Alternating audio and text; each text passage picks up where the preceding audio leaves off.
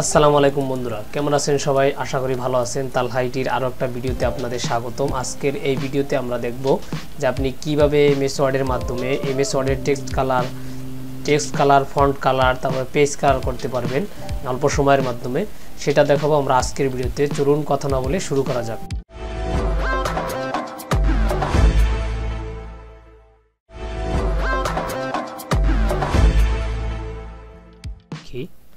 এখানে আমাদের পেজের মধ্যে একটা লেখা রয়েছে, সেই লেখাগুলোকে আমরা কিভাবে পেজ কালারের মধ্যে অথবা টেক্সট কালারের মধ্যে দেখাবো।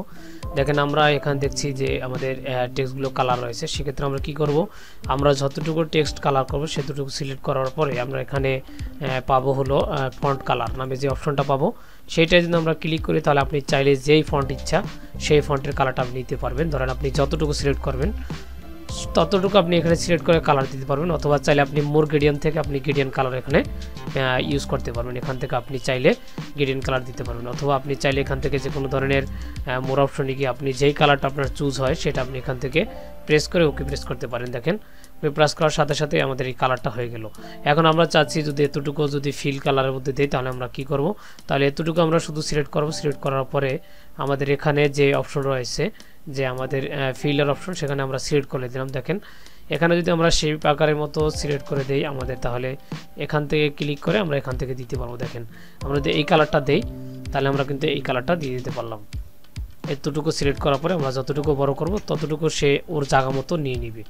এতটুকু সিলেক্ট করে যদি আমরা একটু বড় করে নিই তাহলে এখানে আমাদের বড় হয়ে যাবে। আমরা এখানে থেকে সিলেক্ট করে এই ফন্ট সাইজ থেকে এখানে ফন্টের যে সাইজ রয়েছে এখানে ক্লিক করে বড় করতে পারি, অথবা এখানে ছোট করে আমরা ক্লিক করতে পারি। এইটা গেলো আপনার ফন্ট কালার, তারপর ফন্ট শেপ কালার বা ফিল কালার যেটাই বলেন সেইটা। তারপর আসি আমাদের এই পেজ কালারটার ব্যাপারটা, যে আমাদের পেজটা ডিফল্ট আকারে সাদা থাকে, সেইটা আমরা কিভাবে ভিন্ন কালারে করতে পারি। সেজন্য আমাদের কি করতে হবে, প্রথমে আমাদেরকে যে কম্পিউটারে ইনসার্ট মেনু আছে সেই ইনসার্ট মেনুটিতে চলে যেতে হবে। সেখান থেকে আমাদেরকে খুঁজে বের করতে হবে যে আমাদের পেজ কালারটা কোথায় রয়েছে। সেখান থেকে আমাদের পেজ কালারে গিয়ে আমাদের কালারটা করতে হবে। সেজন্য আমরা পেজ কালারটা, তাহলে আমাদের ইনসার্ট মেনুতে না হলে আমাদের সেটা পাবো আমরা পেজ ডিজাইন যে রয়েছে, পেজের ডিজাইন অপশনটা ইনসার্ট মেনুর পাশে, সেটা আমরা সিলেক্ট করব। সিলেক্ট করার পরে এটার ভিতরে কোনো আমাদের সিলেক্ট করতে হবে না। তারপর আমরা এখানে দেখতে পাবো যে পাশেই পাবো watermark, page colour, page border. যেহেতু আমাদের পেজ কালার দরকার সেজন্য আমরা পেজ কালার গিয়ে আমরা সিলেক্ট করলাম। দেখেন আমি সিলেক্ট করার সাথে সাথে যে কালারটা আমি দিতে যাচ্ছি সেই কালারটা এখান থেকে আমরা নিয়ে নিতে পারতেছি। যে আপনি কি কালারের পেজ চাচ্ছেন সেই কালারের পেজটা আপনি দিতে পারেন। ড্রাগ চাইলে ড্রাগও দিতে পারবেন।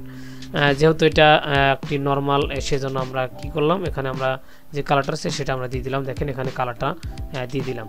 এখন আপনি চাইলে এই পেজের মধ্যে যদি চান যে এখন যে আমরা পেজ কালারটা আপনি চাইলে আরও ভিন্ন দিতে পারেন, অথবা আপনি চাইলে পেজের মধ্যে একটা বর্ডার দিতে পারেন।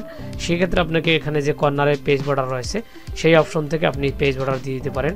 অবশ্যই এই পেজ বর্ডার নিয়ে আমার পূর্ববর্তী ভিডিও রয়েছে, আপনারা চাইলে দেখে দিতে পারেন এখান থেকে কীভাবে আপনি সিলেক্ট করবেন।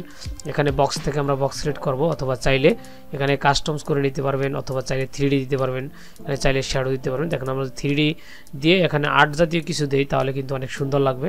সেই ক্ষেত্রে আমরা আর্ট জাতীয় যে অপশনগুলো রয়েছে আমরা সেখানে গেলাম, সেখানে সিলেক্ট করার পরে ওকে প্রেস করলাম। দেখেন ওকে প্রেস করার সাথে সাথে আমাদের এখানে যে পেজটা রয়েছে পেজটার চারপাশে আমাদের এভাবে পেজের বর্ডারটা পড়ে গিয়েছে। এখন আগের চেয়ে কিন্তু বেটার দেখা যাচ্ছে। দেখেন এখন আমাদের এখানে যে নিচে যে একটা ফিল কালার দিয়েছিলাম সেটা কিন্তু সুন্দর লাগছে না। আমরা চাইলে সেই ফিল কালারটাও চেঞ্জ করে দিতে পারি এখান থেকে। দেখেন এখান থেকে যদি আমরা ফিল কালারটা চেঞ্জ করে এটা দিই তাহলে একটু কিন্তু আমাদের ফুটছে। এইটার ক্ষেত্রে আপনি এইভাবে করতে পারেন।